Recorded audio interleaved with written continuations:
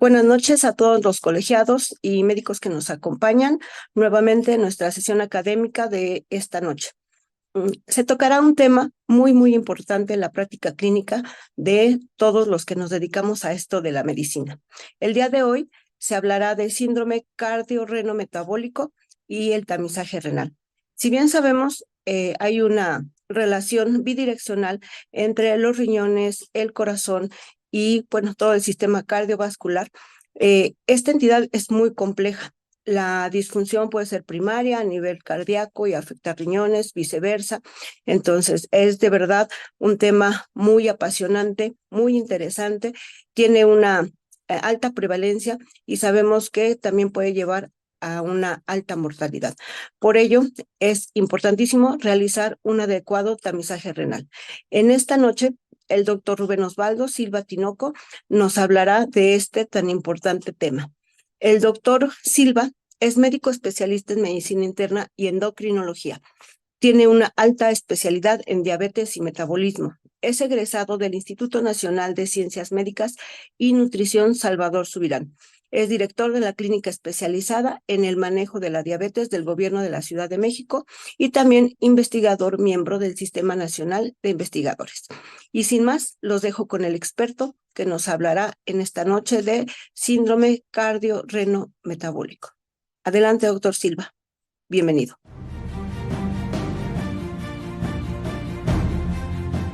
Hola, ¿cómo están?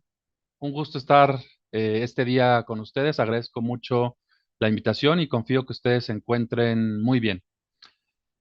Yo soy el doctor Rubén Osvaldo Silva Tinoco, médico internista, endocrinólogo, y el día de hoy vamos a hablar un poquito de la conexión cardiorrena metabólica y tamizaje renal en las personas que justamente comparten estas condiciones.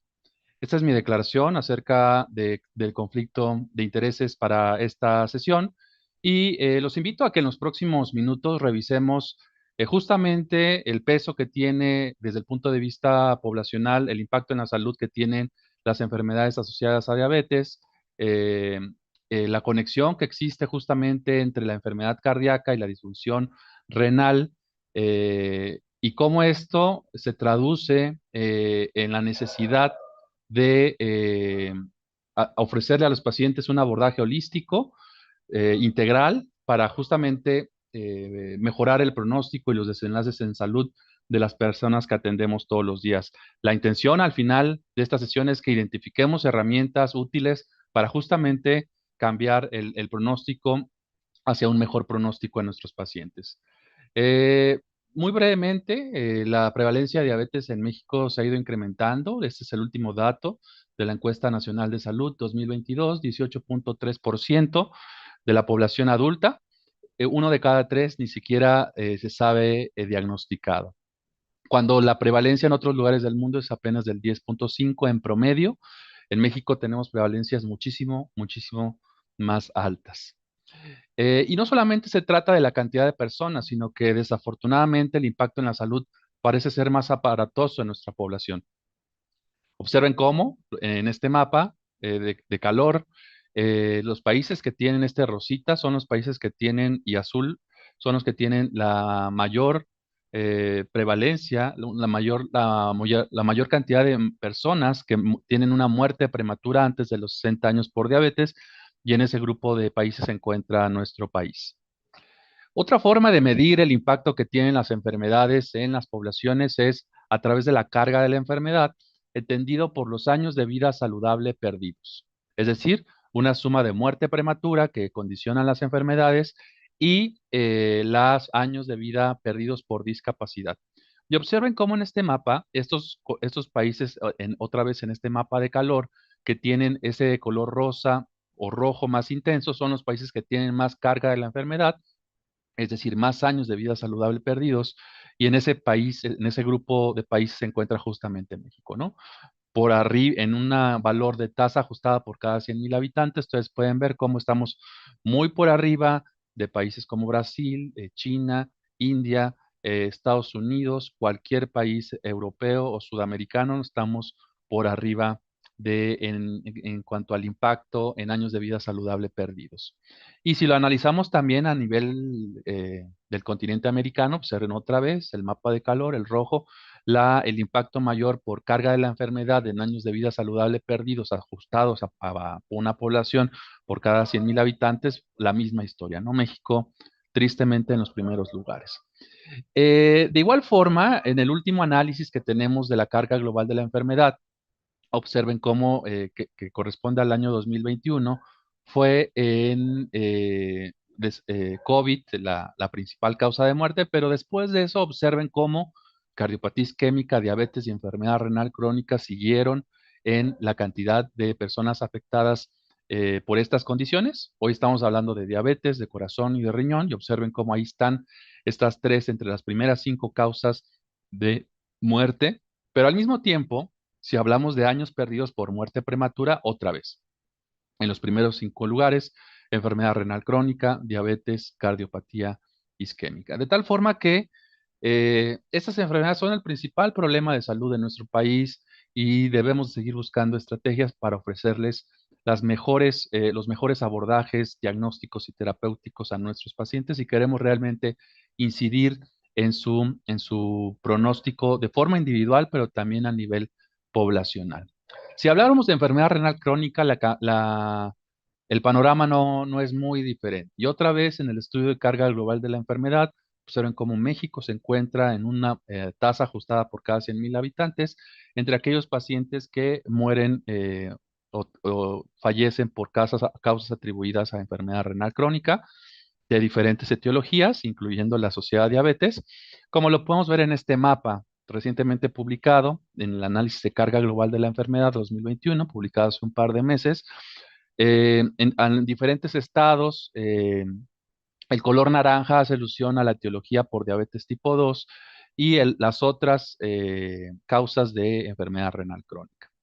Observen cómo la enfermedad asociada a diabetes por enfermedad renal crónica no ocupa el primer lugar, ocupa el segundo, pero también es cierto que hay mucho subregistro de la enfermedad renal crónica por diabetes, solamente se diagnostica en estadios muy avanzados y cuando los pacientes fallecen, no precisamente se anota o se registra como la principal causa de muerte en esa persona, ¿no? La enfermedad renal crónica.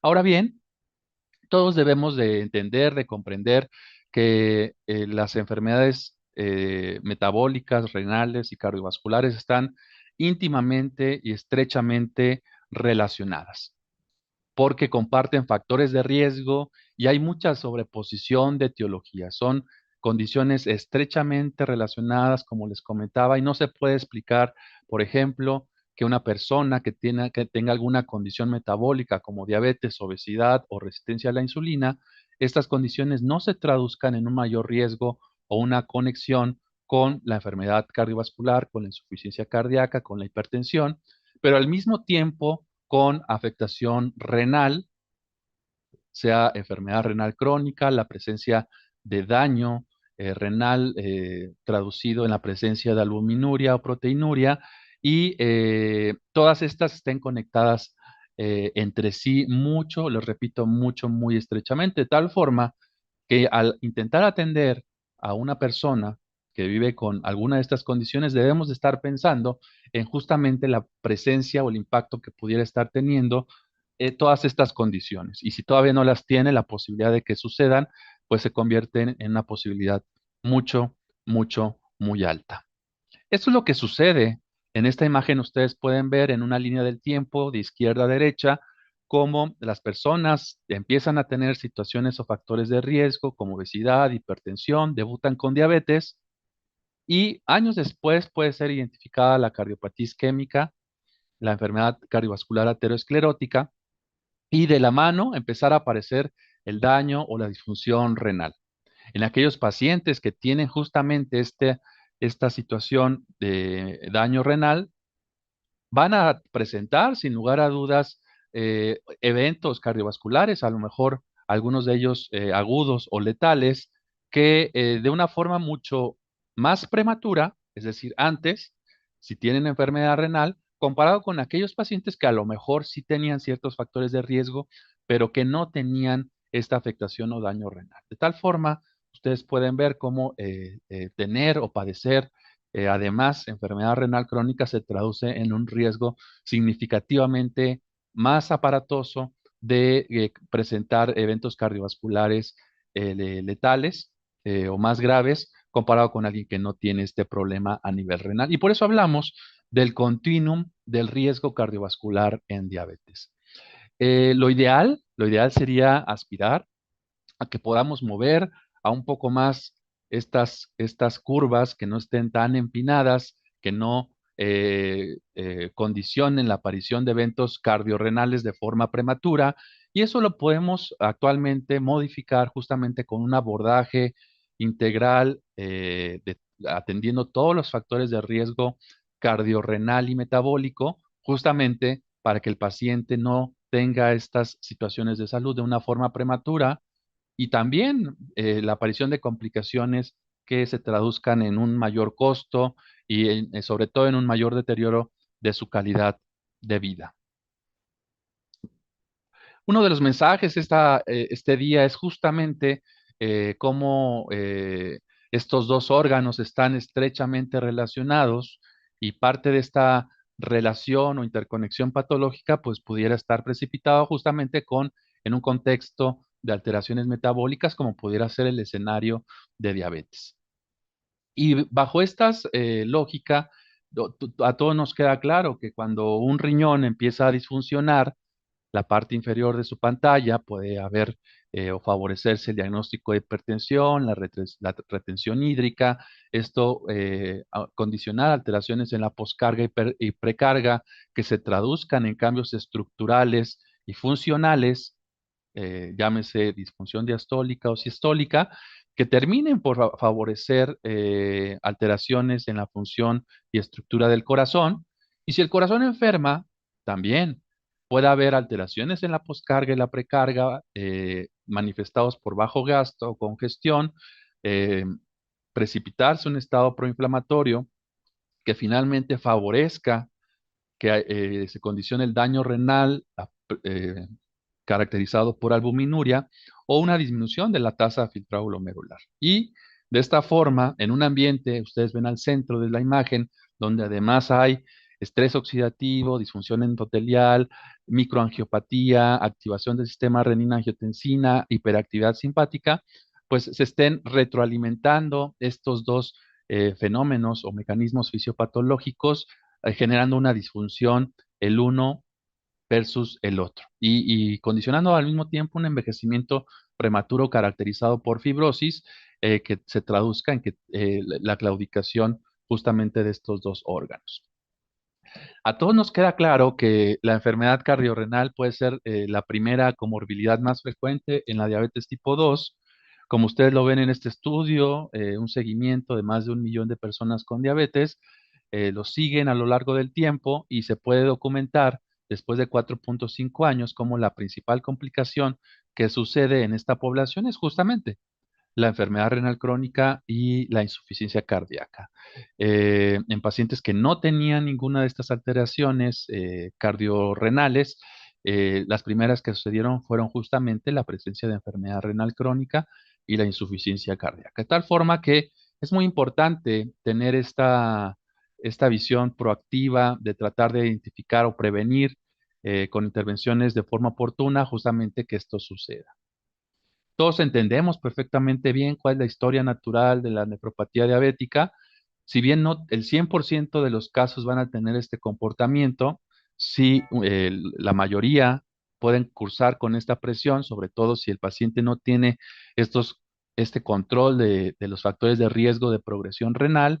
En una primera etapa del lado izquierdo de su pantalla hay primero una hiperfiltración, después puede haber un momento, es el número 3, en el cual los pacientes tienen una función, una tasa de filtrado glomerular estable, pero ya empieza a haber albuminuria, esa línea azul que ustedes ven abajo, de tal forma que la presencia de proteínas y de albúmina en la orina puede ser, de hecho, es el primer factor que deberíamos de estar identificando, porque es lo primero que sucede, ¿no?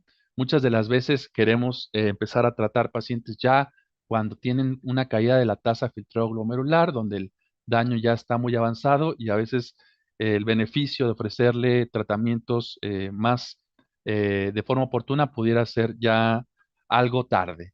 Entonces, lo ideal sería que la mayoría de los pacientes los identificáramos cuando apenas tienen albúmina en la orina como un indicador bastante sólido de daño renal. Y para eso está justamente lo importante que es hacer un tamizaje de la enfermedad renal crónica. Las guías nos dicen que debemos de valorar la función renal a partir al menos de una creatinina sérica y a partir de eso calcular una tasa de filtrado glomerular, que es una tasa de filtrado glomerular estimada. La fórmula de CKD-EPI que todos conocemos es una de las más recomendadas en las guías. Y a partir de eso vamos a saber cuál es el funcionamiento de nuestro riñón. Y por otro lado, también nos hacen mucho hincapié, y de hecho, como les decía, es el primer indicador que se altera en alguien que vive con diabetes, que es de indicador del daño renal, que es la presencia de albúmina en la orina. Y eso lo podemos hacer a través de la medición de albúmina creatinina, la razón albúmina creatinina en la orina aislada. El paciente ya no tiene que juntar la orina de 24 horas o a través de una recolección de albúmina en la orina de 24 horas, ¿no? Para llegar a establecer el diagnóstico, se requiere que justamente de enfermedad renal crónica asociada a diabetes, que el paciente tenga dos mediciones alteradas con al menos 3 meses de diferencia para justamente sustentar el diagnóstico de daño renal o de enfermedad renal crónica asociada a diabetes. Es importante que al paciente le recomendemos que el día previo a que se vaya a hacer este estudio, procure no hacer un ejercicio vigoroso, que las mujeres no estén en su periodo menstrual o que no hayan tenido un episodio de infeccioso de fiebre para que justamente no se vea afectada la medición de proteínas o de albúmina en la orina. Esto nos va a permitir colocar a nuestros pacientes en esta tabla que todos conocemos, es la propuesta de las guías CADIGO, en el cual justamente se intenta clasificar o posicionar a los pacientes de acuerdo del lado izquierdo, ustedes pueden ver a su tasa de filtrado glomerular estimada, y del lado derecho y superior, de acuerdo a la presencia de la cantidad de albúmina en la orina que el paciente presenta, para justamente cruzar estas dos columnas y líneas y posicionar al paciente en una categoría de riesgo. ¿Riesgo para qué? Riesgo para presentar de una progresión de su enfermedad renal, es decir, deteriorar su tasa de filtrado, riesgo para enfermedad renal terminal, riesgo para mortalidad cardiovascular o por cualquier causa. Estudios previos antes de la elaboración de esta guía, de esta forma de clasificar la enfermedad renal, sustentan justamente todos estos riesgos de todas estas condiciones y luego entonces habría que tratar de estadificar a nuestro paciente en alguna de estas categorías. Y esto es relevante porque observen cómo, en la medida que el paciente tenga una mayor presencia de albúmina en la orina, es decir, de izquierda a derecha, o una menor tasa de filtrado glomerular de arriba hacia abajo, va a ser un mayor el riesgo de presentar una enfermedad o mortalidad cardiovascular comparado con alguien que tiene una tasa de filtrado glomerular entre 90 y 104 y que no tiene albúmina en la orina. Entonces, observen cómo los riesgos se multiplican en la medida que el paciente tenga una mayor albúmina en la orina o una menor tasa de filtrado glomerular. Estoy seguro que todos esto ya lo hacemos de forma rutinaria en la consulta cuando atendemos a las personas con diabetes. Y bueno, esta imagen nos permite recordar otra vez, ¿no? Si el riñón enferma, le pega al corazón, y si el corazón enferma, le pega al riñón.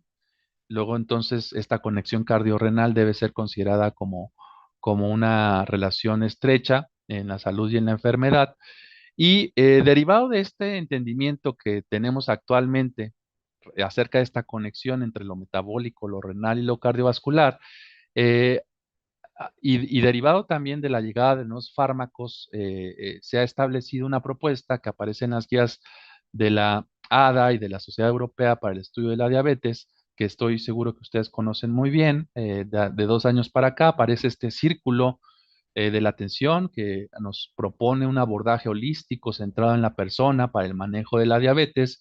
Ustedes pueden ver que al centro de este círculo hay que poner al paciente en el centro del proceso de atención, justamente para prevenir complicaciones y mejorar la calidad de vida. Y después vienen unos principios de la atención que habrá que intentar conseguir y perseguir, ¿no? Desde aspectos biológicos, evitar la inercia terapéutica, detectar las complicaciones de forma oportuna, ofrecer esquemas de atención integral, por mencionar algunos de ellos.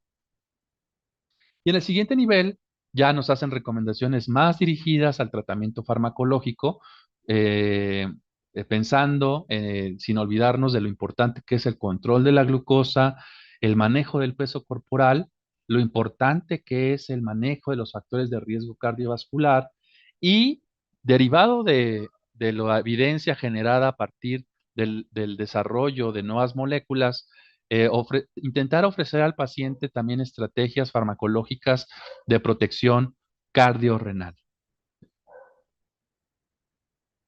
Ahora bien, hoy vamos a hablar justamente de al menos dos clases terapéuticas. La primera de ellas es los inhibidores del transportador sodio-glucosa tipo 2, que han sido evaluados en ensayos clínicos en diferentes etapas de la enfermedad.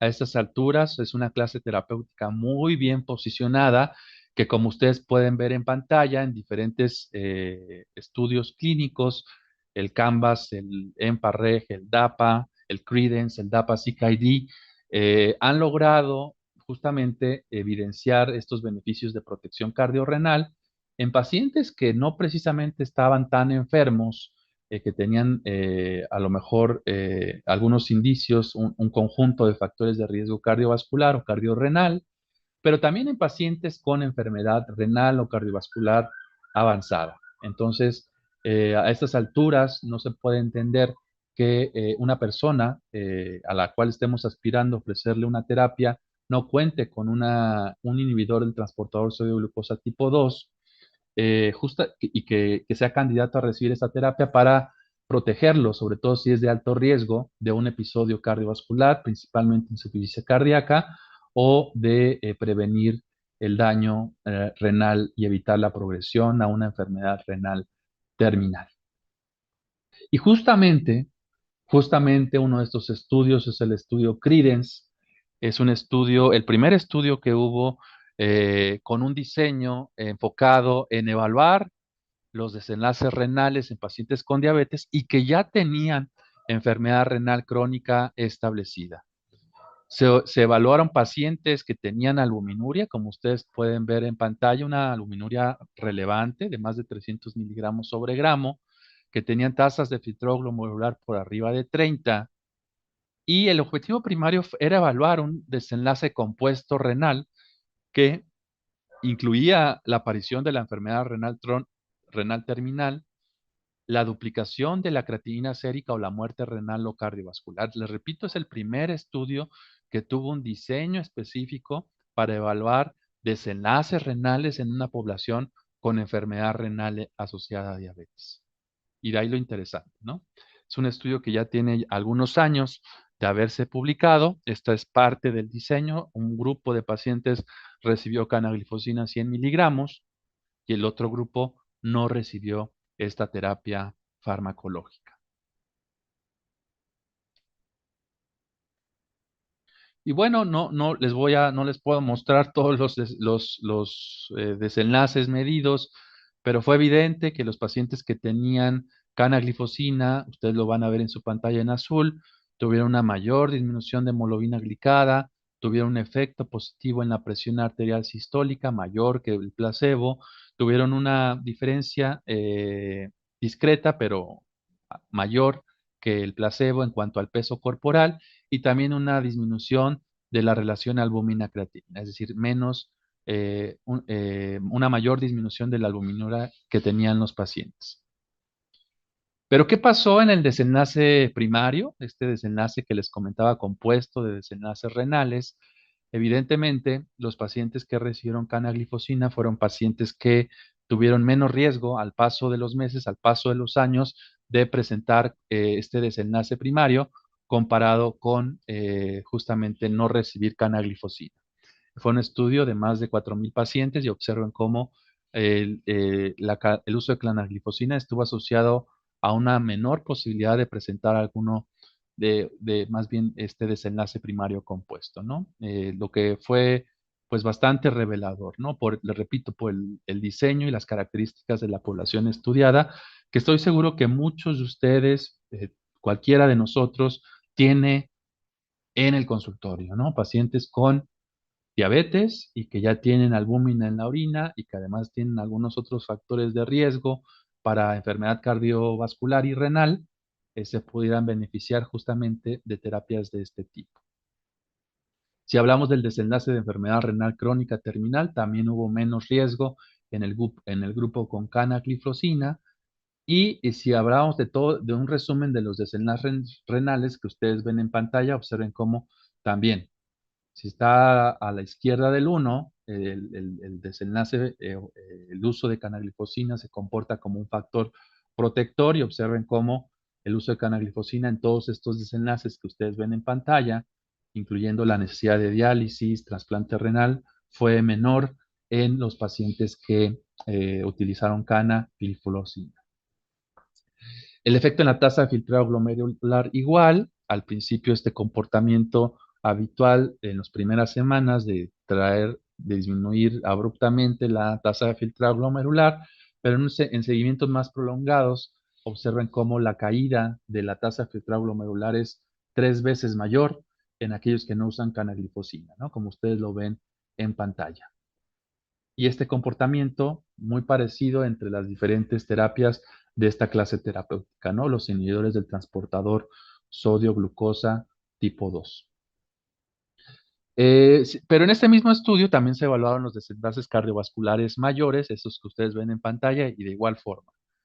Pacientes del más alto riesgo de presentar complicaciones, que eran estos pacientes que ya tenían enfermedad renal, menos riesgo en este estudio, en el estudio Credence, se utilizaron canagliflozina, y lo mismo, y la hospitalización por falla cardíaca. Observen cómo el impacto del uso de esta terapia es todavía más aparatoso, es más impresionante para disminuir las hospitalizaciones por insuficiencia cardíaca de hasta un riesgo por abajo del 39%.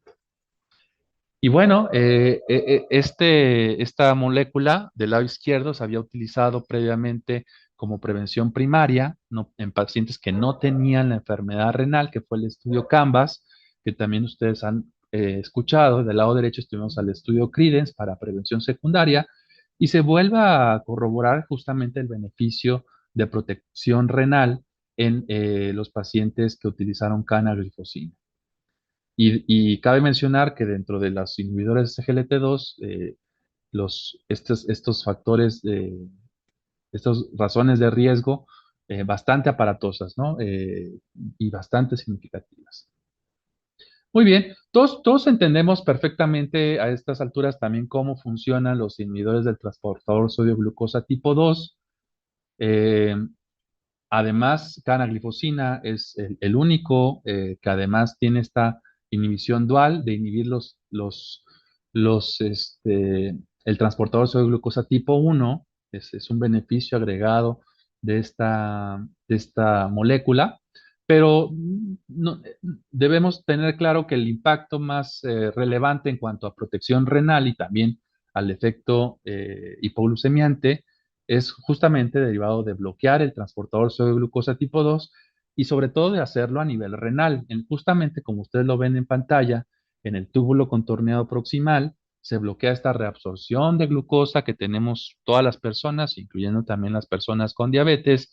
Eso hace que a nivel de la luz, el lumen tubular, permanezca una mayor cantidad de glucosa, de moléculas de glucosa y de sodio, porque también recordemos, si inhibe el sodio, esta permanencia del sodio en la luz tubular llega a nivel de la mácula densa, restableciendo el reflejo túbulo glomerular, justamente por esta entrega de sodio a este nivel del túbulo renal y el restablecimiento del reflejo túbulo glomerular hace que se paso, se inhiba la vasodilatación de la arteriola deferente y eso condicione que haya una disminución de la presión glomerular. Y este es uno de los principales mecanismos a los cuales se le ha atribuido este fenómeno farmacológico de protección renal al disminuir justamente la presión intraglomerular y favorecer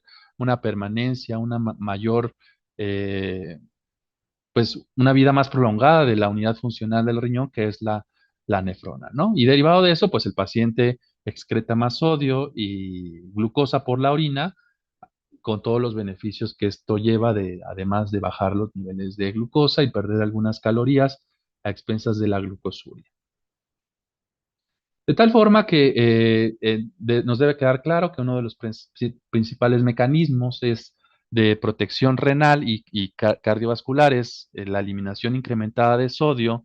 Ya vimos algunos efectos intrarrenales por la eliminación del sodio, pero también hay efectos directos a nivel cardíaco, una menor sobrecarga hídrica, hay efectos intravasculares que disminuyen el trabajo miocárdico y luego entonces hacen que el paciente tenga menos requerimientos de oxígeno y también menos un- eh, sobrecarga hídrica que se traduzcan en riesgo de presentar insuficiencia cardíaca y cardiopatía isquémica. Ahora bien, se habla de este efecto diurético inteligente de esta clase terapéutica, entre otras cosas porque ha estado parcialmente demostrado, comparado con otros diuréticos, que esta natriuresis inteligente, les repito, hace que los pacientes, los tejidos de los pacientes disminuyan justamente el, el- el exceso, la sobrecarga hídrica, pero a expensas de disminución del volumen intersticial más que del volumen intravascular, comparado con los diuréticos de ASA, como ustedes lo pueden ver en pantalla. Y ese natriuresis inteligente hace que el paciente no tenga los efectos indeseables y los reflejos neurosimpáticos que pudieran condicionar complicaciones que podemos ver más frecuentemente con los diuréticos de ASA. Y bueno, esta imagen intenta justamente resumir todos los efectos cardioprotectores de esta categoría a la cual pertenece canagliflozina. Al disminuir los factores de riesgo cardiovascular, no solamente se baja la glucosa, los pacientes también tienen disminución de las cifras de presión arterial, de ácido úrico, pueden bajar de peso, pero hemos visto hoy efectos miocárdicos también, efectos hemodinámicos, toda esta disminución de la sobrecarga por una natriuresis, les repito, más biológicamente eh, razonable, y también algunos efectos endocrinos que hacen que esta clase terapéutica a través de diferentes mecanismos esté ofreciendo estos beneficios de protección cardiorrenal. Pero hay otros efectos, no nos vamos a detener muchos de ellos que van más allá de la natriuresis. Ya hablábamos del control de factores de riesgo cardiorrenal, pero también se habla justamente de esta eficiencia bioenergética por cetogénesis que inducen esta clase terapéutica a nivel sobre todo del miocardio y de la nefrona, de una mayor eritropoyesis, luego entonces menos riesgo de anemia, este efecto que tiene a nivel de la inhibición del canal sodio-hidrógeno a nivel miocárdico, la modulación del sistema nervioso simpático y una menor inflamación que ha sido documentada en personas que utilizan esta clase terapéutica. No es casualidad, por eso, que las guías, ya habíamos revisado este círculo de la atención propuesto por las guías del ADA y la Sociedad Europea de Diabetes desde hace 2 años para acá. Cuando se habla de ofrecer protección cardiorrenal, nos recomiende que si el paciente tiene enfermedad renal crónica, y me refiero a la etapa no terminal, es decir, el paciente que empieza a tener albúmina en la orina o que empieza a tener disminución de la tasa de filtrado glomerular, la categoría de los ISGLT2 se vuelve la terapia de primera línea. Por arriba, aunque también se podría recomendar de los agonistas del receptor GLP-1. Si el paciente tiene insuficiencia cardíaca, de nueva cuenta, los ISGLT2 se vuelven en la terapia de primera línea con un mayor beneficio que otra vez que los agonistas del receptor GLP-1.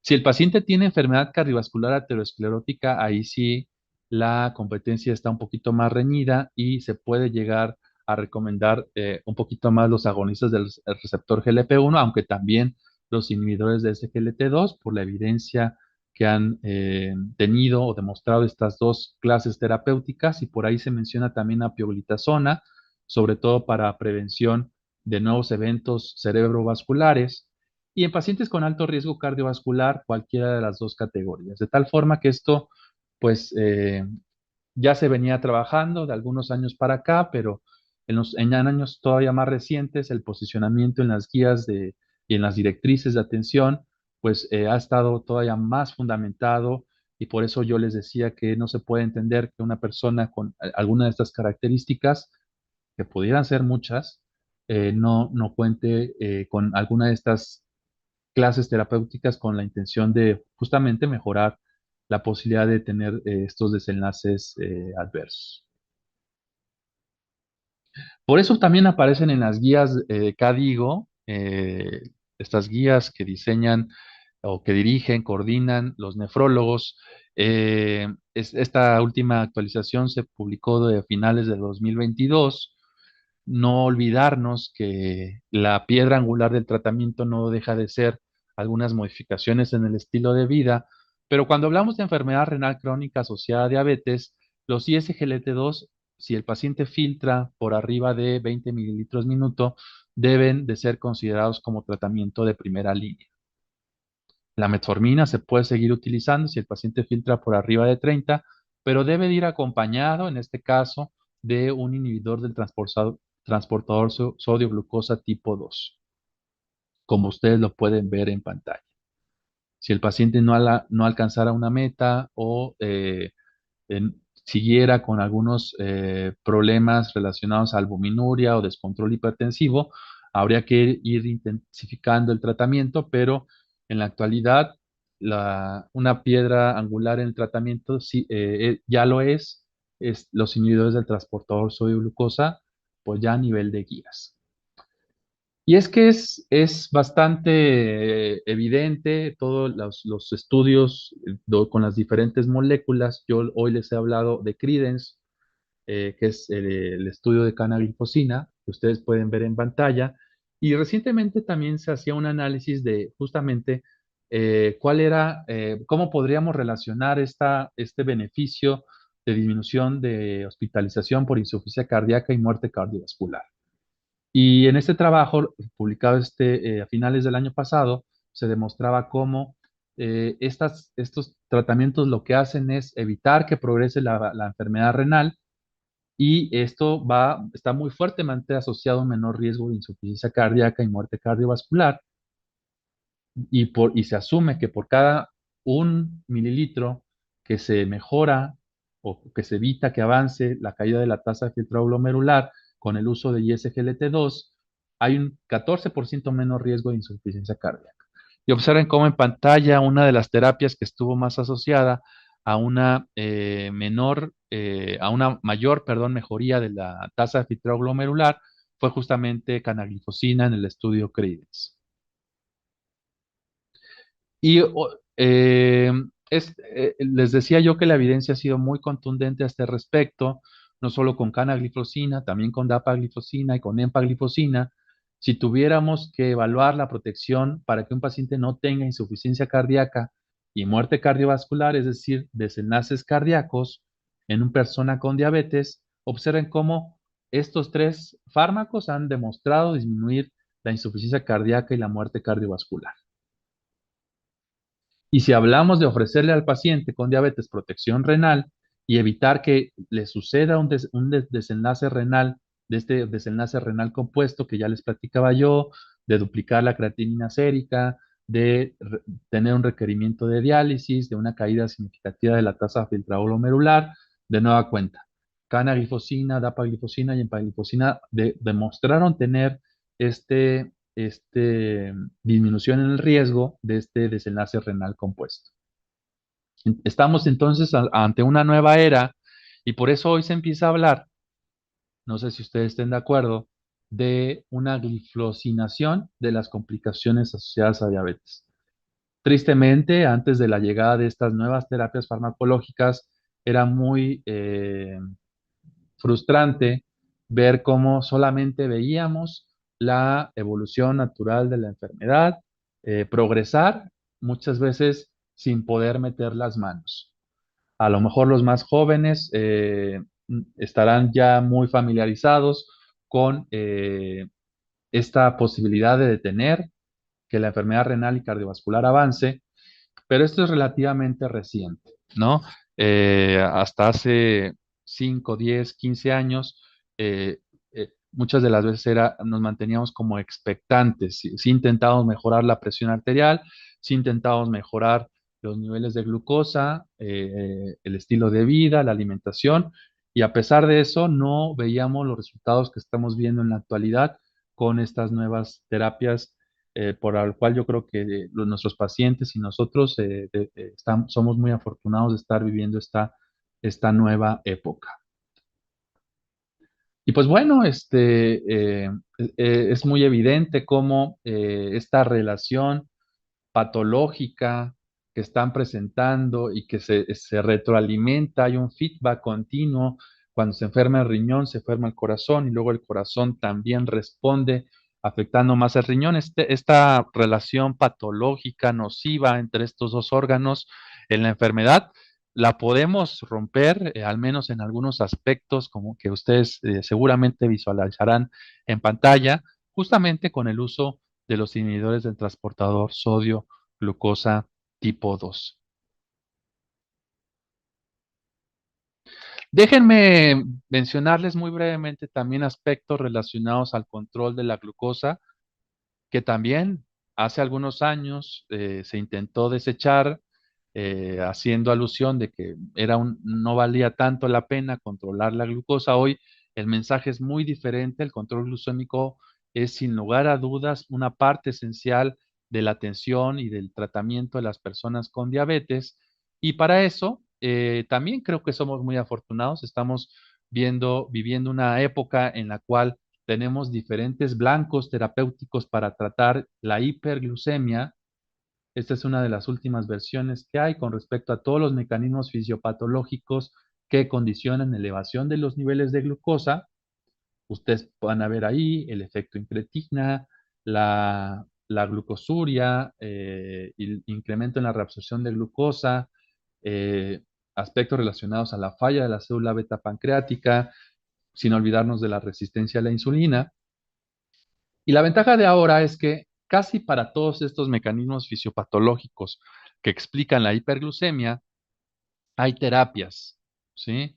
Y una de estas terapias, de las más utilizadas y con la cual estamos más familiarizados, es con aquella terapia que justamente promueven la liberación de insulina a partir de la célula beta pancreática, que son las sulfonilureas.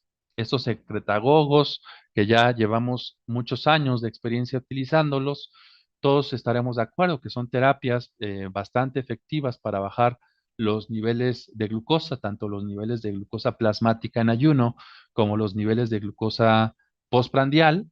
eh, no cambia mucho, aunque sí pudiera haber un efecto mayor cuando se utiliza, por ejemplo, glimepiride de 8 miligramos al día, aunque observen que 4 miligramos al día tiene un efecto bastante aparatoso, relevante, significativo para bajar los niveles de glucosa.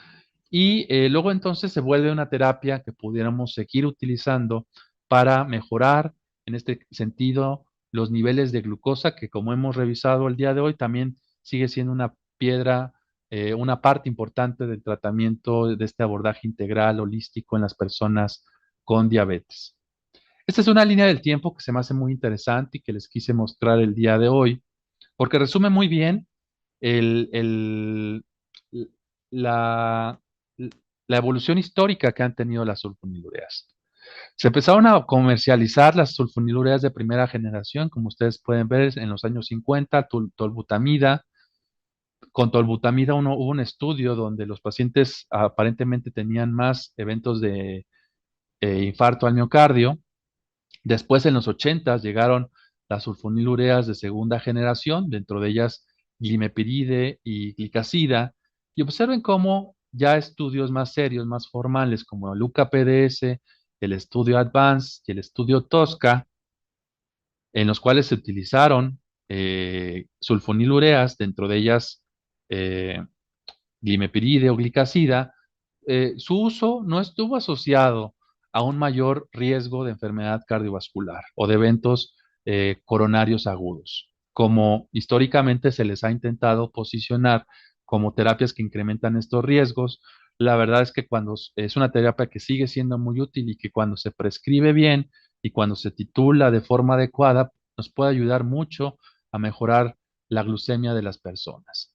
El estudio más reciente, no nos dejará mentir, que es el estudio Carolina, justamente evaluó, es un estudio comparativo en el cual una terapia que también conocemos muy bien y que es muy segura, como lo pudiera ser un inhibidor de la DPP4, como es linagliptina, cuando se comparó y se evaluó su seguridad cardiovascular contra una sulfonilurea, en este caso glimepiride, los dos fármacos lograron ser seguros en este sentido y ofrecer seguridad cardiovascular. Entonces, eh, son terapias que si bien ya llevamos muchos años en el mercado y que si bien en los años 70, las de primera generación, sobre todo tolbutamida o glibenclamida, estuvieron asociados a desenlaces a lo mejor no tan satisfactorios o a ciertos riesgos en salud. La verdad es que estas últimas sulfonilureas, y evidenciado en ensayos bastante serios, demostraron ser bastante seguras, al menos igual de seguras que otras terapias con las cuales también nos sentimos bastante cómodos. Y como ustedes pueden ver, sulfonilurea, estas son un cuadro que aparece en las guías de CADIGO, donde aparecen todas las clases terapéuticas. Hay ciertas sulfonilureas de segunda generación como justamente glimepiride, que inclusive se podría utilizar en estadios avanzados de la enfermedad renal. Eso sí, a partir del estadio 3B, es decir, cuando filtran por abajo de 45, se debe ser un poquito más precavido en la dosis de inicio y en la titulación, pero su nivel de seguridad y lo que sabemos de ellas nos permitiría utilizarlo inclusive en estadios avanzados de la enfermedad renal. No así, por ejemplo, gliburida, que es el nombre que recibe gliburida en otros países, aquí en México es glibenclamida, que definitivamente no se recomienda en estadios avanzados de la enfermedad renal, sobre todo por el riesgo de hipoglucemia. De tal forma que no debemos olvidarnos de lo importante que es controlar la glucosa. El controlar la glucosa, sobre todo en estadios tempranos, nos ayuda a disminuir mucho el riesgo de las complicaciones microvasculares y en menor medida y más a largo plazo también de las complicaciones macrovasculares. Esto que conocemos como el efecto legado de memoria metabólica, lo sabemos a partir del estudio UKPDS publicado en los años 90, y a partir de ahí se reconoció el controlar la glucemia como un factor que sin lugar a dudas vale la pena perseguir porque el riesgo de presentar complicaciones se ve notablemente disminuido cuando el paciente lo logra, lo repito, sobre todo en los primeros años de la enfermedad. Yo ya estoy casi a punto de concluir esta plática con ustedes. Esta imagen, estoy seguro que también ustedes la conocen bastante bien. Aparece en las guías de la Asociación Americana de Diabetes, también de 2, 3 años para acá. Y yo creo que resume muy bien eh, algunos aspectos de la atención que debemos estar buscando en las personas que atendemos, ¿no? Que tienen esta cama o esta conexión de enfermedades con una nivel de interrelación entre lo metabólico, como pudiera ser la diabetes, y el riesgo de padecer enfermedades cardiovasculares o enfermedad renal crónica asociada a diabetes. En este templo griego que ustedes ven en pantalla, la base del tratamiento, no debemos olvidarnos, es la modificación del estilo de vida, que el paciente tenga acceso a programas efectivos de educación en diabetes que le ayuden o favorezcan para autogestionar su enfermedad Y después vienen cuatro pilares. El primer pilar, el control glucémico. Hoy hemos visto o revisado herramientas que pudieran ser útiles para justamente lograr este objetivo. Es muy importante que el paciente que con diabetes, que además tenga hipertensión, se controle también de este rubro, que el paciente tenga un control de lípidos y que use terapias farmacológicas, sobre todo si tiene alto riesgo cardiovascular. Y ese cuarto pilar que se agregó en los últimos 2, 3 años es justamente que le podamos ofrecer a los pacientes agentes que hayan demostrado ofrecer beneficio o protección cardiorrenal. Y hoy hemos revisado una de esas clases terapéuticas que son los inhibidores SGLT2 y dentro de estas acanaglifosina. Todo esto con la intención de que el paciente reduzca las complicaciones asociadas a diabetes y mejore su calidad de vida. Yo quisiera concluir junto con ustedes esta tarde. Hemos revisado cómo hay una muy fuerte conexión entre la enfermedad renal y la enfermedad cardiovascular en un contexto de alteraciones metabólicas como pudiera ser la diabetes, que además tienen un altísimo impacto en la salud de las personas a nivel individual, pero también una gran carga de la enfermedad a nivel poblacional, y todas estas condiciones están fuertemente conectadas entre sí. Y hoy debemos de entender que el abordaje multifactorial, es decir, tratar, atender todos estos factores y ofrecerle al paciente esquemas de atención integral, es el estándar del tratamiento. Y dentro de estos elementos, de este abordaje integral, no olvidarnos de la protección cardiorrenal, del control glucémico, del manejo del peso corporal y del manejo de los factores de riesgo cardiovascular. Yo agradezco muchísimo la invitación para estar en esta sesión con ustedes y estamos acá al pendiente de cualquier inquietud o comentario al respecto.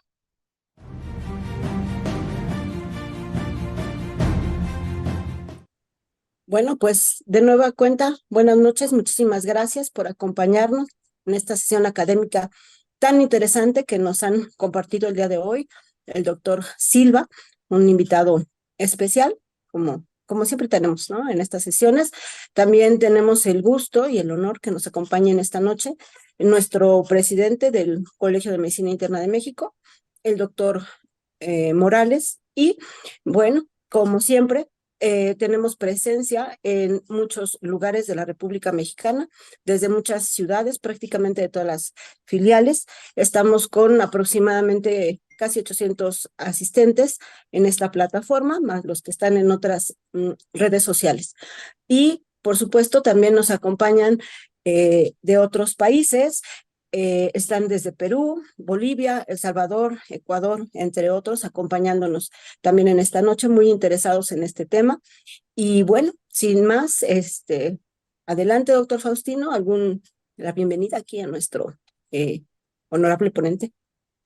Gracias de veras, doctor, por la participación aquí con el Colegio de Medicina Interna de México y por su interesante conferencia. Realmente es un tema de actualidad que todos los médicos de primer contacto tenemos injerencia en prevenir toda esta catástrofe que se presenta a nivel mundial y, por supuesto, en México ha tenido gran impacto la enfermedad cardiovascular, el problema renal, generado por todos los cambios metabólicos que se inician de manera temprana. Este, ¿Tiene algún dato aquí en México cómo andamos de enfermedad renal, al menos, doctor, o cardiometabólica de todo este asunto?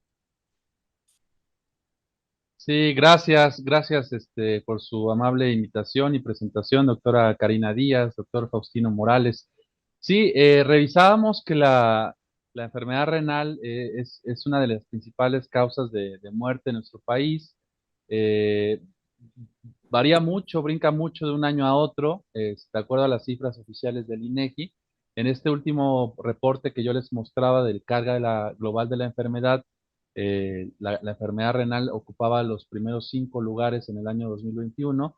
Y además del tema de las cifras oficiales, que es lo que oficialmente se registra, todas las personas que atendemos pacientes con enfermedades crónicas como diabetes o enfermedad renal, estamos conscientes que hay un gran subregistro, que hay muchas personas que ya se encuentran cursando con problemas renales y que no han sido diagnosticados y que muchas de las veces terminan presentando un episodio fatal, tristemente, a lo mejor en un servicio de urgencias, de hospitalización, probablemente relacionado no al corazón, pero que el paciente ya traía ese antecedente muy probable de enfermedad renal, pero que nunca se logró detectar hasta que desafortunadamente la persona presenta un episodio pues que acaba con su vida, ¿no? Entonces, todos los días estoy seguro que atendemos pacientes que traen enfermedad renal, algunos, les repito, ni siquiera ha sido diagnosticada, y de ahí la importancia de buscar estrategias para justamente prevenir la enfermedad con manejos integrales de, de las enfermedades, detectarla de forma oportuna, porque hoy tenemos herramientas que si detectas de forma oportuna, retrasas que esta enfermedad renal avance. Y bueno, también está al pendiente de seguimientos para cuando el paciente requiera ya terapia de reemplazo renal y un apoyo más especializado, ¿no? Pero yo creo que eso sería como el impacto de la enfermedad que tenemos y las oportunidades que tenemos para cambiar la historia. Sí, y efectivamente, como comentaba durante su plática, estamos viendo una época dorada en cuanto a la terapéutica para este tipo de patologías. Desafortunadamente, antes, hace 10, 15 años, ya llegaban a dializarse prácticamente al hospital ya con enfermedad terminal. Por fortuna, hoy tenemos terapéuticas muy avanzadas que nos permiten frenar esta evolución, como el fármaco que usted abordó de manera bastante brillante ahí. ¿Hay algún escrutinio para, aparte de la proteinuria o de la albuminemia, que se pueda hacer en este tipo de pacientes en etapas tempranas, desde antes, con la pura sospecha de la diabetes? La pregunta creo yo, muy buena. Los tamizajes y los escrutinios de cualquier enfermedad deben de ser realizados con herramientas pues de fácil acceso, ¿no? Que estén a la mano, que nos permitan evaluar a una gran cantidad de personas, pero justamente con herramientas accesibles. Y en ese sentido, yo creo que lo que tenemos sirve para ese propósito, ¿no? En este caso, calcular la tasa de filtrado glomerular a partir de una cifra de creatinina, suena relativamente fácil que a una persona se le pueda realizar una cifra de creatinina sérica al menos una vez al año, y esa sería una forma, lo mete uno a la calculadora y te da la tasa de filtrado glomerular, idealmente con CKD-EPI para las personas que viven con diabetes. Y la otra forma es la medición de proteínas o de albúmina en la orina. Hoy se puede recolectar también a la vieja usanza la orina de 24 horas, pero también tenemos ya estandarizado la medición con esta muestra de orina aislada, midiendo la relación albúmina-creatinina, se divide, y si el paciente tiene arriba de 30 miligramos sobre gramo, pues él tiene albuminuria, y luego entonces ya hay indicios de daño renal. La medición de la albúmina en la orina nos permite detectar mucho antes, muchos años antes, al paciente con enfermedad renal, antes de que desarrolle una caída de la tasa de filtrado glomerular, de tal forma que se vuelve un estudio bastante útil, ¿no? Y decía yo que la pregunta era muy buena, doctor Morales, porque recientemente se empieza, el año pasado, por ejemplo, en algunos congresos de diabetes, se empieza a mencionar que deberíamos estar aspirando a detectar a un paciente desde la etapa de hiperfiltración, que es una de las, es la etapa inicial en este caso, estrictamente del daño renal, ¿no? Pero bueno, es algo que todavía estamos como terminando de definir, generar las métricas útiles para detectar de forma oportuna la hiperfiltración, porque pudiéramos estar llegando inclusive antes que la aparición de la albuminuria. Bueno, pero bueno, eso todavía está caminando, bastaría con que al paciente se le mida albúmina con esta relación albúmina-creatinina en una muestra de orina aislada, y que cada año le estemos calculando su tasa de filtrado glomerular con una cifra de creatinina sérica. Pues sí, súper importante lo que nos comenta, doctor Silva. Como decían los maestros, ¿no? Los ojos no ven lo que la mente no sabe. Tenemos, o bueno, debemos tener presente siempre esta posible situación, ¿no? En cada uno de los pacientes y buscarlo intencionadamente para poder hacer pues un diagnóstico oportuno. Y bueno, ya están llegando algunas preguntas aquí en el chat. Voy a leer la primera y así continuamos. En general y personalizando a su paciente, prefiere canaglifosina versus DAPA o EMPA y por qué. O en un momento dado, ¿por qué consideraríamos que canaglifosina es mejor que las otras dos medicaciones que comentamos? Gracias. La pregunta es difícil de contestar porque afortunadamente tenemos opciones, ¿no? Y en ese sentido, creo yo que las tres opciones que tenemos son muy buenas y han mostrado, han evidenciado beneficios en sus estudios muy relevantes, en este caso de protección renal. La canaglifosina tiene un poquito la ventaja de que fue de los primeros estudios, el primer eh, fármaco de esta clase terapéutica en tener un estudio con un diseño específico del paciente con diabetes y enfermedad renal. Y fue en ese sentido el primero que demostró este beneficio tan aparatoso de protección. Pero bueno, después vinieron otros estudios de las otras moléculas que demostraron en ese sentido resultados muy similares, ¿no? Al menos la pagliflozina y empagliflozina. Entonces, estamos ante una opción una gama de opciones de tratamiento y la pregunta sería difícil de contestar en ese sentido. Hemos hablado de canaglifosina y revisamos, fue muy evidente los beneficios de protección cardiorreno-metabólica que ofrece. Muchas Doctor, gracias. ¿existe alguna contraindicación para el uso de ISLT2? Nos pregunta el doctor Oscar Vázquez si existiera alguna contraindicación. Estrictamente hablando, los ISGLT2, por ejemplo, hasta este momento, eh, revisamos las guías CADIGO que los recomiendan con pacientes que tienen tasas de filtrado glomerular por arriba de 20, porque algunos de estos han demostrado ser útiles, incluyeron estudios, pacientes en sus estudios con que filtraban arriba de 20 o arriba de 25, o en el caso de canaglifosina arriba de 30, y luego entonces yo pensaría que una contraindicación sería intentar utilizarlo en pacientes que filtran abajo de eso, ¿no? Abajo de 20 miligramos porque no hay evidencia que sustente su uso, ¿no? Fuera de eso, identifico realmente pocas contraindicaciones. Es importante recordar que es como cualquier otra terapia farmacológica, es una terapia que puede presentar efectos adversos y que habría que evaluar a cada paciente que no tenga riesgo para presentar estos efectos adversos para utilizarlo con cautela o con un seguimiento más estrecho, ¿no? O informándole al paciente de estos riesgos, pero como tal, identifico pocas contraindicaciones. Ok. Muchísimas gracias, doctor Silva. Y bueno, siguen llegando muchas felicitaciones a través de las diferentes plataformas, ¿no? Gracias por la excelente ponencia.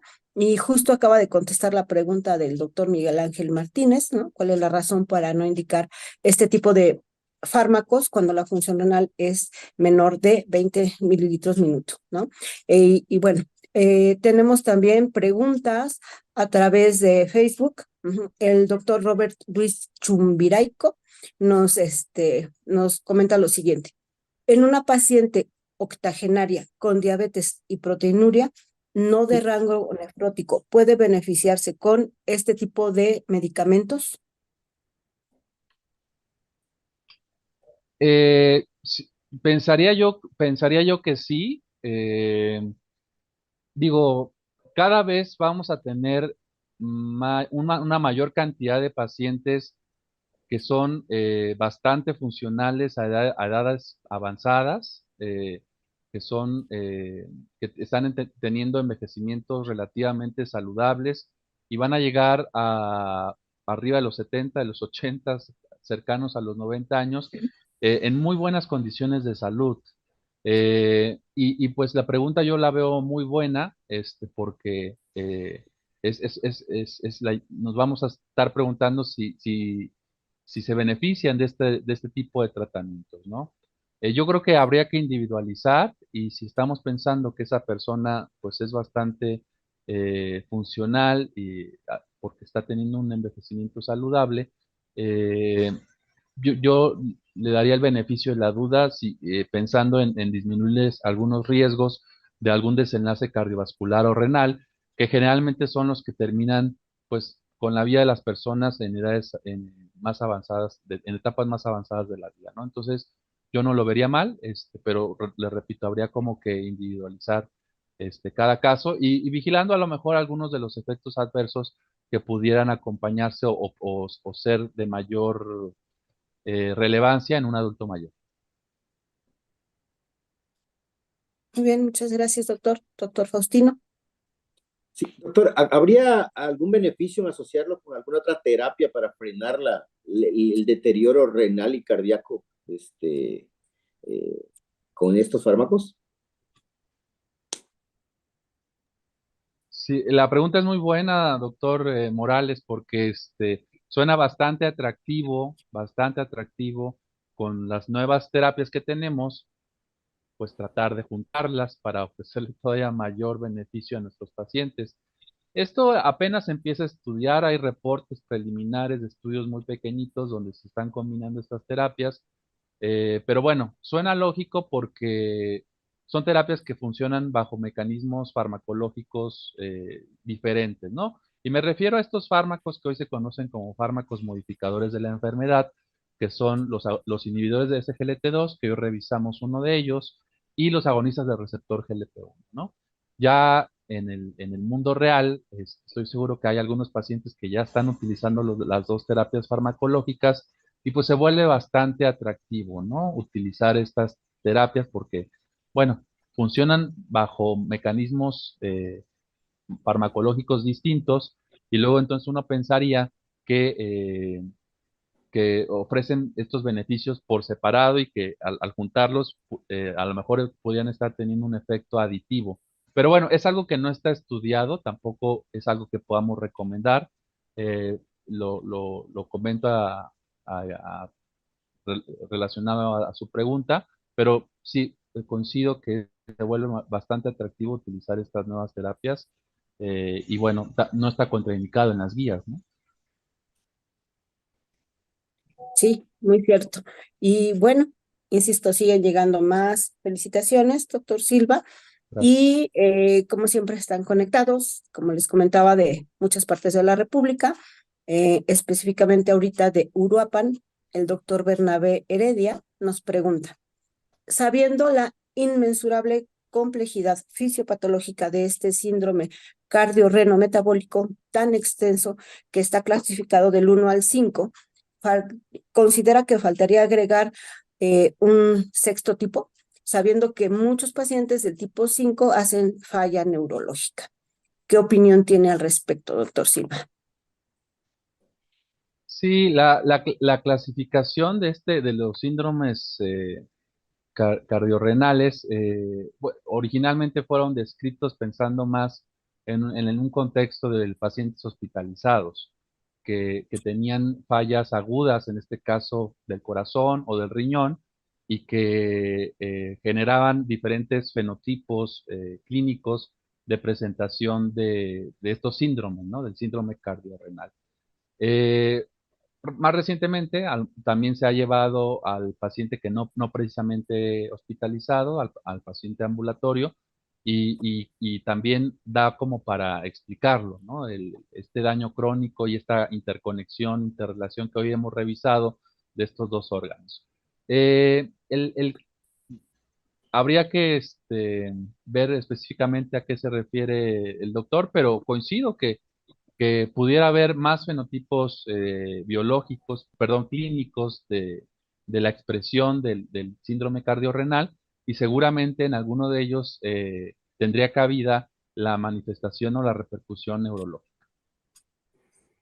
Sí, muy probablemente el comentario va relacionado porque terminamos viendo pacientes y pongo un ejemplo de de los interesantísimos casos del doctor Bernabé Heredia, que justo comentábamos por la mañana, que recién vio a una paciente que le habían realizado un cateterismo, 2 stents, ya una historia de diabetes e hipertensión tardías, hizo falla cardíaca, con estado hipodinámico, evolucionó a lesión renal aguda, asociado ya a su enfermedad renal crónica también avanzada, y súbitamente presenta un EBC isquémico, fibrilación auricular y fallece, ¿no? Yo creo que más la pregunta iba como orientada a eso, ¿no? O sea, se daña corazón, se sigue el riñón y de repente a nivel cerebral también complicaciones, digo, en este caso, evidentemente por la complejidad de las enfermedades, pues de forma muy súbita, ¿no? Yo creo que más que iba el comentario en relación a eso. Sí, de acuerdo, sí. Doctor Faustino. No, pues muy interesante. Aquí estamos revisando las preguntas que vienen llegando del chat. ¿Hasta cuánto recomienda todavía utilizarlo la combinación con canaglifosina y metformina, doctor, relacionado con la tasa de filtrado? Nos llega aquí una pregunta desde Playa del Carmen, desde el paraíso mexicano. Qué rico está a estar por allá ahorita. Sí, Eh, la recomendación más vigente para el uso de metformina respecto a la tasa de filtrado glomerular es cuando el paciente empieza a filtrar por abajo de 45, la recomendación es que disminuyamos la dosis y que la dosis máxima sea de 1 gramo, de 1000 miligramos al día. Y cuando el paciente filtra abajo de 30, la recomendación es que metformina idealmente se suspenda, ¿no? Sobre todo por el riesgo de acidosis láctica vinculada a metformina, ¿no? Esto probablemente cambie en los últimos años por estudios más recientes que han utilizado metformina a tasas un poquito menores, pero la recomendación hasta el momento es abajo de 30 habrá que suspender. Y con respecto a los ISGLT2, ya revisábamos yo el día de hoy lo que comentábamos, las guías de KDIGO. Hay un consenso de KDIGO y la Asociación Americana de Diabetes que sugieren que los ISGLT2 se pueden considerar en pacientes que filtran por arriba de 20. En este caso, iniciarlos por primera vez. Canaglifosina en su estudio Credence utilizó pacientes que filtraban arriba de 30, pero bueno, ha habido otros ISGLT2 que han utilizado tasas de filtrado glomerulares menores y por eso es que las guías KDIGO los recomiendan en pacientes que filtran por arriba de 20. Si el paciente ya venía utilizando algún ISGLT2 filtrando arriba de 20 y desafortunadamente está avanzando su enfermedad renal y empieza a filtrar por abajo de 20, la recomendación también ahí es no suspenderlos o considerar no suspenderlos porque sí puede ofrecer algún tipo de beneficio, pero no iniciarlos si el paciente se lo quiere iniciar ya por abajo de 20. La pregunta creo es muy buena también porque no lo comentamos, pero estos fármacos están en pacientes que filtran muy poquito, casi no nos ayudan a mejorar los niveles de glucosa, porque en este caso la baja de la glucemia es muy dependiente de la tasa de filtrado glomerular con los ISGLT2, pero sí nos siguen ofreciendo mucho beneficio de protección renal. Esto es necesario comentarlo, ¿no? A veces al paciente no le vas a ayudar mucho a controlar su glucosa con un ISGLT2 cuando filtra bajito, pero sí le puedes ofrecer mucho el beneficio todavía de la protección cardiorrenal.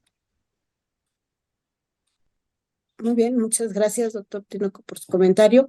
El doctor Roberto Santamaría también le saluda, le felicita y nos dice, ¿qué opinión le merece que además del abordaje holístico que propone usted, que se hiciera una fenotipificación de la diabetes tipo 2, como lo hizo un grupo escandinavo en 2018 y otros autores recientemente, en donde se destacaron 5 subgrupos de diabetes tipo 2? ¿Sería de utilidad esa fenotipificación?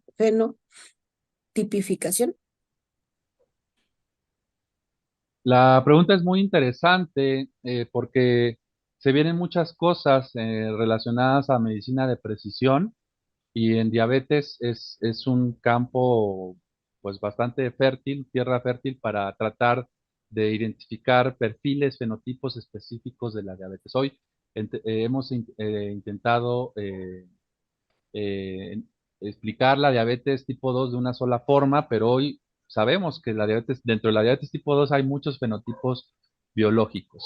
Esta clasificación de la que habla el doctor por este grupo de investigadores es una primera aproximación a tratar de identificar fenotipos específicos, ¿no? Hay pacientes que tienen un mayor componente de resistencia a la insulina, hay otros pacientes que tienen un mayor componente de la falla de la célula beta, hay pacientes que tienen un mayor componente a envejecimiento, a pacientes de adultos mayores, envejecimiento en general también del páncreas, y otros a lo mejor más relacionados a obesidad.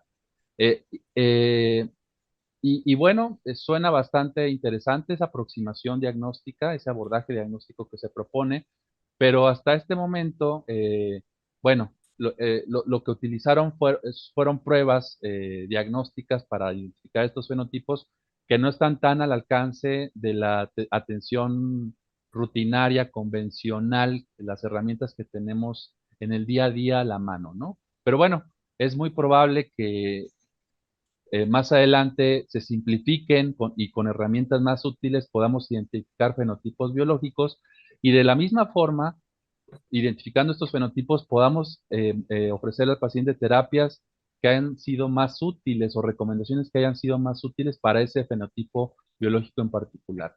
Es muy interesante, pero bueno, yo creo que todavía estamos en proceso de aspirar a intentar incorporarlo en el grueso de nuestros pacientes. Muchas gracias, doctor, por su comentario. Doctor Faustino. No, pues muy interesante todos los comentarios sobre el manejo de este tipo de pacientes y de terapias tempranas para evitar la progresión de la enfermedad renal que tanto impacta en el gasto público, del sector público y también el privado. Y la enfermedad cardiovascular, pero por supuesto es la causa número uno de muerte en México y creo que algo tenemos que hacer para cambiar esta directriz. Y bueno, para eso son estas reuniones tan interesantes con gente experta en el área y con experiencia en el manejo de los pacientes con metabolismo alterado de la glucosa. Realmente está muy interesante. Todos estoy viendo acá el chat que desde Sonora hasta Yucatán están muy interesados. Bueno, y toda la parte de Sudamérica que están conectados también. Le mandan muchas felicitaciones, doctor, de todas Gracias. partes del país y del continente. Por fortuna tenemos una buena audiencia esta noche, el tema por demás interesante y creo que ha aclarado muchas dudas en cuanto a la terapia temprana para frenar la evolución de este síndrome cardiometabólico y renal. Muy bien.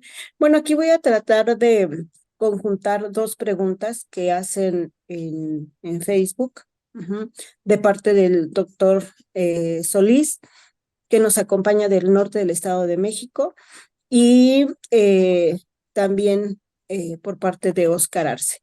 Y sería más o menos así. Eh, ¿qué terapia considera mejor? ¿Los ISGLT2 o los inhibidores de la DPP4 para tratamiento de diabetes como tal?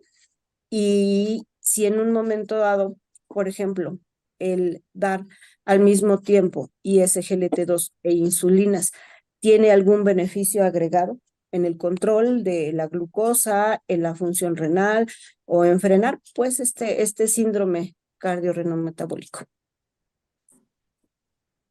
Sí, gracias por la pregunta. Una de las ventajas que tenemos en la actualidad es que tenemos muchas opciones de tratamiento, ¿no? Ya lo decía el doctor Faustino también, comparado a lo que teníamos hace 5 o 10 años. Y entonces, la gama de posibilidades y de combinaciones es bastante también amplia. Es difícil poder decir que una terapia es mejor que otra porque dependerá de nueva cuenta mucho de cada paciente, ¿no? Habrá paciente, a lo mejor que estemos buscando controlar los niveles de glucosa, nada más, de una forma segura, que a lo mejor no toleró otras clases terapéuticas o que presentó efectos adversos, y luego entonces los inhibidores de la dimetilpeptidasa 4 se vuelven una opción pues bastante atractiva, ¿no? Pero habrá otro perfil de pacientes que a lo mejor sean candidatos a ofrecerles ya estrategias de protección cardiorrenal, como lo hemos visto hoy, porque empiezan a tener indicios de albuminuria o indicios, a lo mejor un cúmulo de factores de riesgo cardiovascular, y a lo mejor ahí estaríamos a lo mejor enfocando nuestra atención en disminuir estos riesgos con terapias como las glifosinas que revisamos hoy. Entonces, el manejo de la diabetes por eso es apasionante, creo yo, porque es muy artesanal, es cuestión de ofrecerle al paciente un traje a la medida. Y bueno, la ventaja es que muchas de estas terapias también se pueden combinar y no están peleadas muchas de las veces unas con otras y luego entonces al abordar mecanismos farmacológicos distintos, pues pueden ofrecer beneficios conjuntos a que si las diéramos o las ofreciéramos por separado.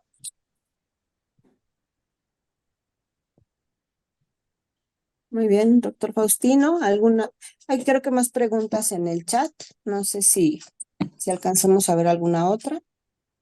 Doctor, a una pregunta casi personal. ¿Cómo visualiza el panorama de la diabetes y la enfermedad renal a 20 a 30 años? Porque a veces hay que ver el panorama a mediano y largo plazo para saber dónde actuar más intensamente para frenar esta inercia de este tipo de enfermedades. Yo creo que estamos en un muy buen momento de aplanar muchas curvas de esta pandemia llamada diabetes, ¿no? Pero sí falta mucho trabajo por hacer. Eh, Digo, y el trabajo que se tiene que hacer, pues es desde inclusive evitar o retrasar la aparición de ciertas enfermedades, en este caso diabetes. ¿Y cómo le hacemos para lograr eso? Pues aspirando a que las personas, los mexicanos, tengamos menos prevalencia de sobrepeso, obesidad, hábitos de vida saludables. Ese sería un primer paso, ¿no? De frenar la cantidad de casos que tristemente cada vez van en aumento de casos de personas con enfermedades cardiorreno-metabólicas, ¿no? Y el segundo paso al que hay que acudir es identificar de forma oportuna la presencia de estas complicaciones. Bueno, antes de eso, perdón, ofrecer a los pacientes que ya están enfermos esquemas de atención integral donde se logren los objetivos de la atención, al menos de control de la glucosa, de control de la presión arterial, de control de los lípidos, para justamente ofrecer, aspirar a que el paciente no se complique.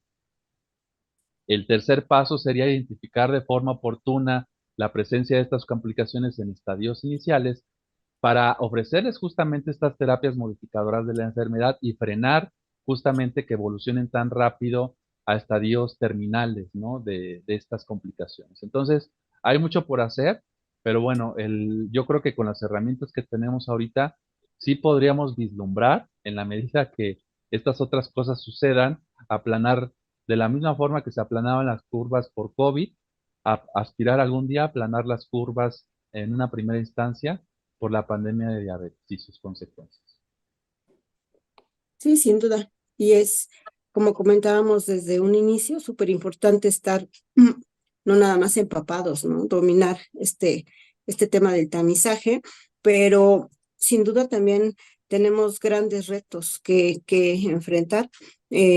Aquí encuentro un par de comentarios que también voy a resumir en uno solo, ¿no? En México vislumbramos en un futuro muy cercano, con tanto paciente diabético, hipertenso, cardiópata, nefrópata, muy florido, así tal cual nos lo ponen, y con todas las complicaciones, pues estamos viendo ya un crecimiento exponencial de los pacientes con una enfermedad, podríamos llamarle panvascular, de tipo catastrófico.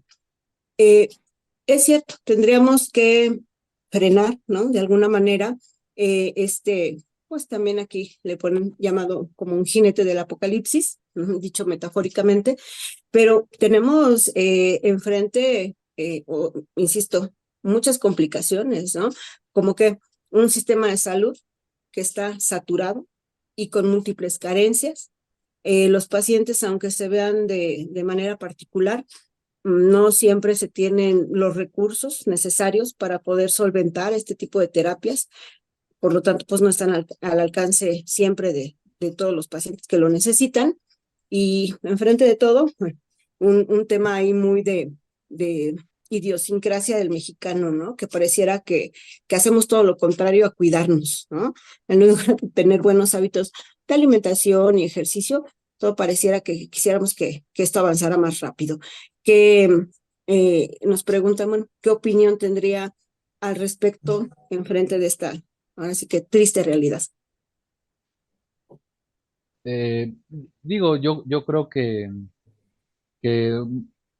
cambiamos mucho las cosas cuando impulsamos la educación, ¿no? La educación, en este caso, de las personas para disminuir sus riesgos en salud, ya que tienen diabetes, cuando están educados, tienen acceso también a esquemas de educación que les permita incorporar mejores hábitos en su día a día para una mejor autogestión de la enfermedad. Y también la educación de los profesionales de la salud, ¿no? En ese sentido, ejercicios como el de ustedes que tienen periódicamente en estas sesiones son excelentes oportunidades para que los médicos nos sigamos capacitando en diferentes temas. Hoy fue diabetes, pero siempre hay una diversidad de temas en estas sesiones y que nos demos cuenta y que podamos ser más asertivos en transmitir estos mensajes justamente a los pacientes, ¿no? De que el paciente con diabetes ya no tiene por qué tener esa evolución catastrófica, como usted lo comentaba, de la enfermedad y que hoy podemos cambiar radicalmente el pronóstico y la expectativa de vida de las personas, ¿no? Y lo estamos viendo. Yo estoy seguro que muchos de los que están conectados en esta sesión, empezamos a dar este tipo de terapias hace 4 o 5 años en pacientes que uno ya veía que uno esperaba un desenlace fatal a lo mejor en los próximos meses, un par de años, y que son por sus características, ¿no? De mucha complicación, mucha enfermedad panvascular, como lo comentaba la doctora, y que ahorita siguen vivos y que siguen manteniendo el funcionamiento de su riñón, a lo mejor hay limítrofe, ya bajito, pero siguen ahí y siguen pues teniendo una vida en bastante buenas condiciones, ¿no? Entonces, en la medida que podamos transmitir justamente estos mensajes de las nuevas herramientas que tenemos y de lo importante que es de detectar de forma oportuna y prevenir las enfermedades, pues yo creo que va a llegar un momento en que las personas también van a identificar que pueden cambiar mucho ese panorama tan hostil, tan catastrófico, al que estuvimos acostumbrados por muchos años en el pasado. Sí, es cierto. Y bueno, también sin duda es que requiere tiempo, ¿no? Que a veces es lo que menos tenemos en una consulta. A nivel institucional no se diga, ¿no? Pero aún así a nivel privado quisiéramos a veces invertir 2 horas en un paciente para enseñarle algunas cosas, educarlo. Pero pues se implementan estrategias, ¿no? O sea, yo qué hago con mi asistente, bueno, no es educadora en diabetes, pero ahí la lleva, ¿no? Desde que llega el Ujú. paciente, trae su libreta de registro y ya les empieza a dar ahí cosas, ¿no? De alimentación, muy básicas, pero que a veces sí impactan mucho en los pacientes, ¿no? Es un tiempo que a veces uno no puede tanto dedicarle a todos y cada uno como quisiéramos, pero sí, es parte de nuestra labor y eso es padrísimo, ¿no? Estar al lado del paciente en la enfermedad. Y bueno, no sé, doctor Faustino, si veamos otra pregunta en el chat.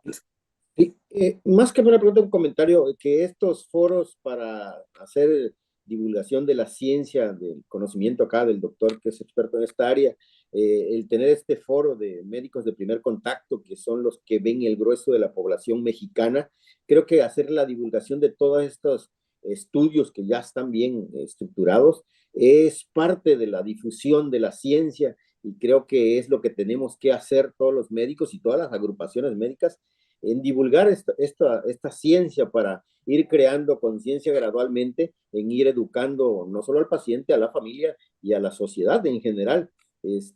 Pero bueno, ya nosotros dimos el primer paso con estos eventos que son masivos y se difunden, como ven, a muchos lugares y creo que la semilla ya se siembra de este nuevo cambio hacia nuevas terapéuticas y detecciones oportunas. No sé, es una opinión más que nada.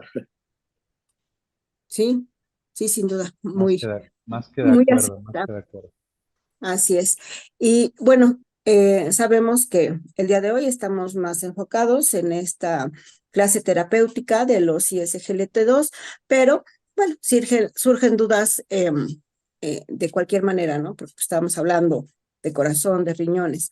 Y eh, el doctor Patrocinio Soriano, ¿sí? También le saluda, le felicita y Gracias. dice, tomando en consideración el daño cardiorrenal asociado a diabetes tipo 2, ¿nos podría hacer un breve comentario sobre el uso de finerenona? Y muchas gracias, saludos desde Puebla. Y nos vemos en Tabasco. Sí, bueno, estamos ante otra terapia también que está demostrando cosas mucho, muy interesantes, mucho, muy atractivas en disminuir el riesgo de que el paciente progrese a enfermedad renal. Y bueno, finerenona es una molécula también relativamente reciente con resultados mucho, muy contundentes en disminuir estos riesgos en salud, ¿no? De progresión, sobre todo de la enfermedad renal, por un mecanismo un poquito distinto, que bueno, a lo mejor valdría la pena en otro momento explicar, pero bueno, es otra opción, y de hecho en el algoritmo que revisamos hace unos momentos de las guías de CADIGO de enfermedad renal crónica, aparece ya ahí esta terapia en pacientes que justamente tengan estas características también de estadios iniciales de la enfermedad renal. Sí, Y sin duda. saludos a la allá de Puebla, que es la de la pregunta, siempre seguidora de esta red. Es correcto. Sí, ya ahí tenemos fieles seguidores cada sesión académica y también siempre nos acompaña la doctora Rosalía García Peña desde Toluca y bueno, ella también nos hace una pregunta que también voy a conjuntar con otra para que ya el doctor tocó en la plática y en un comentario hace un momento, pero pues para que quede como más quizás conciso el tema, ¿no? Que no quede ninguna duda. La doctora Rosalía García Peña nos dice, ¿qué evidencias existen en cuanto al uso de ISGLT2 en el adulto mayor? Y si hay algunas recomendaciones muy específicas en este grupo de edad. Y en un momento dado, bueno, la otra pregunta es acerca de ya nos había dicho algo, pero bueno, contraindicaciones muy particulares para el uso de esta clase terapéutica. Sí, gracias. Eh, los primeros estudios y el grueso de los estudios que hay con ISGLT2 han sido con pacientes con complicaciones avanzadas de la enfermedad, o sea, que eventualmente traducirían como un envejecimiento un poquito prematuro, pero con pues, perfil de paciente complejo, ¿no? Que muchas de las veces el paciente también adulto mayor. Eh, pero bueno, y luego entonces, por eso lo digo, porque suena que es una terapia bastante segura también en los adultos mayores. ¿Cuál es la principal consideración que hay que tener en este grupo? El riesgo de un poquito de depresión de volumen.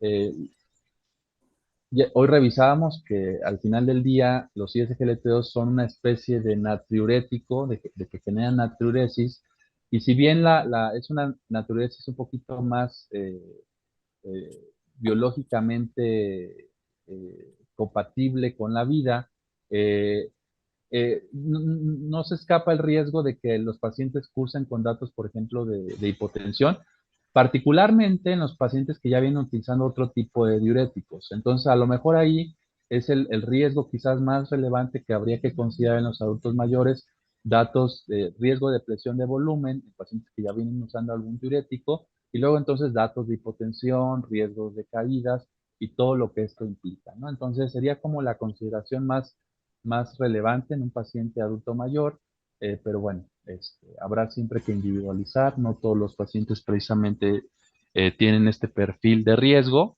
y los que sí habrá que tener esta consideración. Y la otra pregunta estaba relacionada a, a las contraindicaciones. Hoy revisábamos,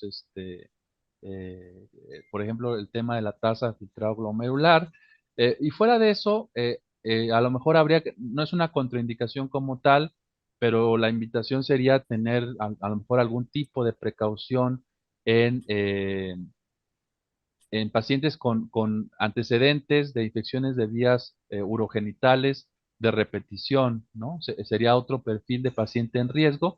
Esta terapia farmacológica, justamente por la glucosuria, favorece el riesgo de infecciones urogenitales. Como tal, les repito, no es una contraindicación, pero sí hay que explicarle al paciente a lo mejor de ese riesgo latente y sobre todo en aquel paciente, en aquellos hombres o en mujeres que han estado con infecciones urogenitales muy frecuentemente en su vida, ¿no? Alguien que trae este tipo de infecciones de repetición en los últimos meses, en los últimos años y que tienen a lo mejor características anatómicas de riesgo para estar presentando de nueva cuenta este tipo de infección, sería como un grupo en el cual a lo mejor tendríamos que dar esta terapia farmacológica con una mayor precaución. Pero bueno, no son tanto los pacientes con estas características, pero es quizás otra advertencia que habría que dar relacionada al uso de esta terapia. Sí, sin duda, y al principio un poco fue esta situación de, habría que, a lo mejor hubo quien retiró este tipo de terapia, ¿no? En algunos pacientes por este tipo de situaciones de procesos infecciosos frecuentes, pero independiente de que consideremos las características del paciente, anatómicas, alteraciones del suelo pélvico, etcétera, también hay que empezar por lo más básico. En México tenemos de repente, y sobre todo en áreas que no son tan urbanas, ¿no? Hábitos de higiene que no son tampoco los más adecuados, ¿no? Entonces, ahí a lo mejor, bueno, esa ya es recomendación mía, ¿no? Poner ahí en la indicación del medicamento, ¿sí? Bueno, si no hay otra contraindicación, tomar suficiente líquido, tener un adecuado aseo, que es primordial, porque a veces ahí va el problema, ¿no? En ese punto tan básico, ¿no?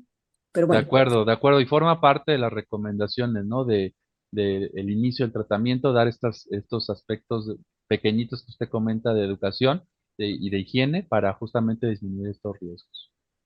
Así es. Bueno, doctor Faustino, otra pregunta que veamos, otro comentario. No, solamente agradecer al doctor su disposición para participar con Totalmente. nuestro colegio y por su excelente presentación. Realmente es para nosotros un honor